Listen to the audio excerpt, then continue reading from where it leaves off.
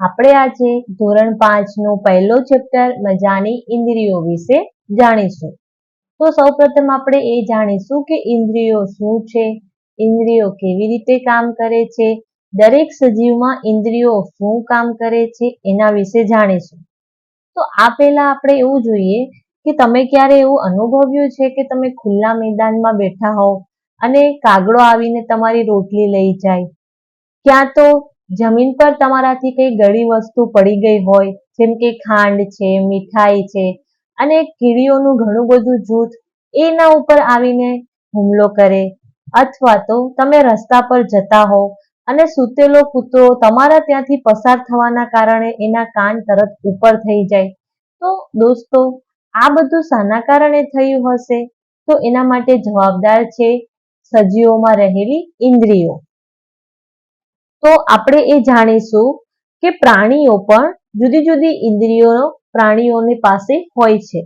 તેના વડે તેઓ સાંભળી શકે છે, ગંધ પારખી શકે છે, સ્વાદ માણી શકે છે, લાગણીઓ અનુભવી શકે છે. ઘણા પ્રાણીઓ તેમના ખોરાકને ખૂબ જ દૂરથી જોઈ શકે છે, તો ઘણા પ્રાણીઓ ઝીણોમાં ઝીણો અવાજ પણ તેના કાન વડે સાંભળી શકે છે, અને ઘણા પ્રાણીઓ તેમના મિત્રોને ગંધના લીધે પણ ઓળખી શકે છે.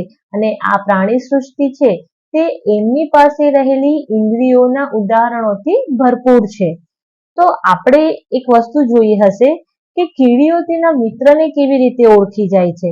જેમ કે એક કીડી જતી હોય તો તેની બાજુમાં ઘણી બધી કીડીઓનું જૂથ નીકળતું હોય છે. તો આવું શાના કારણે થતું હશે? તો બાળ મિત્રો, આપણે એક પ્રવૃત્તિ કરીએ કે આપણે કોઈ ખાંડ, ગોળ અથવા તો કોઈ મીઠાઈ જમીન પર નાખીએ અને કીડીઓ ત્યાં આવે ત્યાં સુધી રાહ જોઈએ, અને આપણે અવલોકન એ વસ્તુનું કરવાનું છે કે કીડીઓને એ વસ્તુ પાસે આવતા કેટલો સમય લાગે છે, શું પહેલા એક કીડી આવે છે કે આખું જૂથ આવે છે, શું કીડીઓ ખોરાક સાથે શું કરતી હોય છે, તેઓ એ ખોરાકને ક્યાં લઈ જાય છે, અને શું તે હરોળમાં જાય છે. હવે આપણે આ બધા સવાલોના જવાબ જાણવાના છે. તો હવે કીડીઓ શું કરે છે તેનું અવલોકન કરવાનું છે. તો આપણે જાણવા મળશે કે આ બધું થાય છે કીડીઓ પાસે રહેલી ઇન્દ્રિયોના કારણે. તો આ ઇન્દ્રિયો વિશે ઘણા વર્ષ પહેલા ઘણા બધા વૈજ્ઞાનિકોએ પ્રયોગો કર્યા હતા, અને એમણે શોધ્યું હતું કે કીડી જેમ જેમ આગળ જાય છે તેમ તેમ તે એની સુગંધ છોડતી જાય છે, અને આના કારણે તેની બીજી મિત્ર કીડીઓ આ ગંધના લીધે ઓળખે છે કે મારી મિત્ર કીડી અહીંયાથી યા તો આ રસ્તા પરથી પસાર થઈ છે. હવે તમે અંદાજ લગાવી શકો છો કે જ્યારે તમે રસ્તો બંધ કરો છો, તમે મીઠી વસ્તુ જ્યારે જમીન પર નાખો છો અને કીડીઓની જે લાઈન જતી હોય છે ત્યાંથી તમે રસ્તો બંધ કરો છો, તો કીડી શું કરે છે આ તમારે જોવાનું છે. અને કેટલીક નર કીડી માદા જાતિને સુગંધથી ઓળખે છે. તો આ સુગંધ એ શું છે? એક પ્રકારની સંવેદના છે કે એ કીડી જે આગળ ગઈ છે એ કીડીની ગંધના કારણે બીજી કીડી એને ઓળખી શકે છે.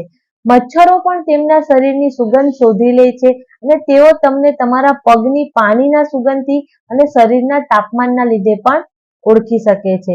આ જ રીતે તમે ઘણી બધી વખત જોયું હશે કે કૂતરાઓ જ્યાં ત્યાં સૂંઘતા હોય છે, અને ક્યાં તો તે સૂંઘવાનો પ્રયત્ન કરે છે, અથવા તો કૂતરા તેમનો વિસ્તાર પોતાની જાતે બનાવે છે. આપણે જોયું હશે કે ઘણીવાર કોઈ અજાણ્યું માણસ આપણા એરિયામાં આવતું હોય અને ત્યાં આપણું જાણીતું કૂતરું હોય, તો એ અજાણ્યા માણસને જોઈને કઈ અલગ જ રિએક્શન આપે છે.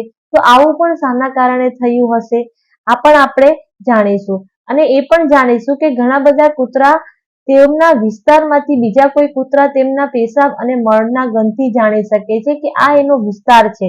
તો આ પણ તેમના પાસે રહેલી સંવેદના છે. તો હવે તમારે થોડા સવાલોના જવાબ આપવાના છે કે મનુષ્ય કૂતરાના આ સૂંઘવાની આવડતનો કઈ ખાસ ઉપયોગ કરી શકે છે? શું તમને સુગંધની ઇન્દ્રિયો કઈ કઈ જગ્યાએ મદદરૂપ થાય છે? કે તમે તમારી પાસે જે સુગંધની ઇન્દ્રિય છે અને એ ઇન્દ્રિય છે તમારું નાક, પ્રાણીઓ પાસે પણ હોય છે, તો એનો ઉપયોગ કઈ કઈ રીતે કરે છે? અને એવા પ્રાણીઓના નામ આપો કે જેને જોયા વગર આપણે તેની સુગંધથી ઓળખી શકીએ છીએ. તો બાળ મિત્રો, આપણે જે સુગંધ વિશે વાત કરી તો કેટલીક સુગંધ એવી હોય છે કે જે આપણને ગમતી હોય છે અને કેટલીક સુગંધ એવી હોય છે કે જે આપણને ગમતી નથી હોતી.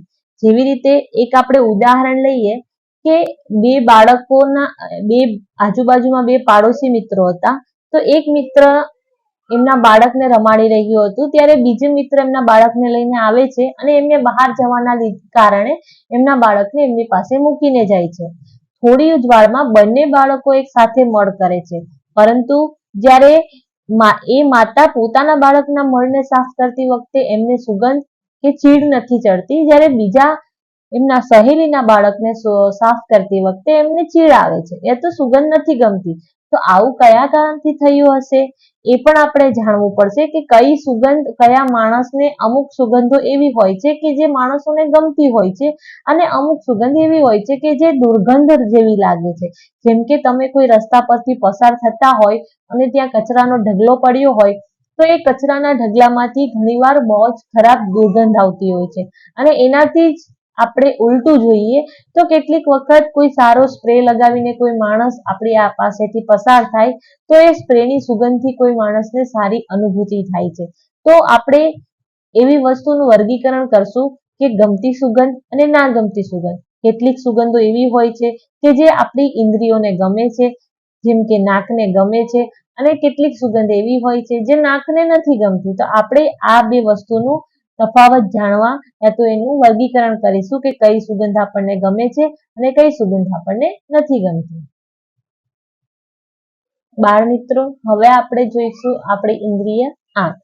તો આંખ વિશે આપણે જોઈએ કે ઘણા પક્ષીઓની આંખ વચ્ચે હોય છે, ઘણા પક્ષીઓની આંખ ગરદનની વચ્ચે હોય છે. તો એવા પક્ષીનું નામ કે જે માણસની જેમ આગળની તરફ આંખો ધરાવે છે, અને એવા પક્ષીનું નામ કે જેમની માથાની બાજુઓ પર આંખો હોય છે.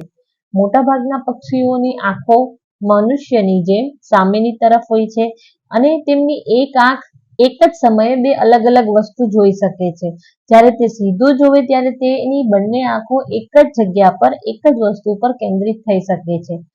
હવે કેટલીક વખત આપણે એવું જોઈએ છીએ કે ગરુડ, ગીધ જેવા પક્ષીઓ ઘણા દૂરથી પણ વસ્તુને જોઈ શકે છે.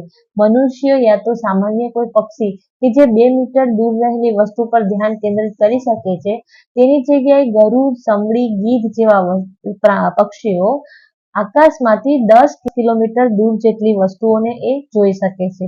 તો આવું શાના કારણે થયું હશે તે આપણે જાણીએ. તમારે એક પ્રવૃત્તિ કરવાની છે કે તમારી એક આંખને બંધ કરીને એક આંખથી તમે તમારા સામે રહેલા મિત્રને જોઈ અને તે પ્રવૃત્તિઓને નિહાળો. હવે બીજી તરફની આંખ બંધ કરીને નિહાળો.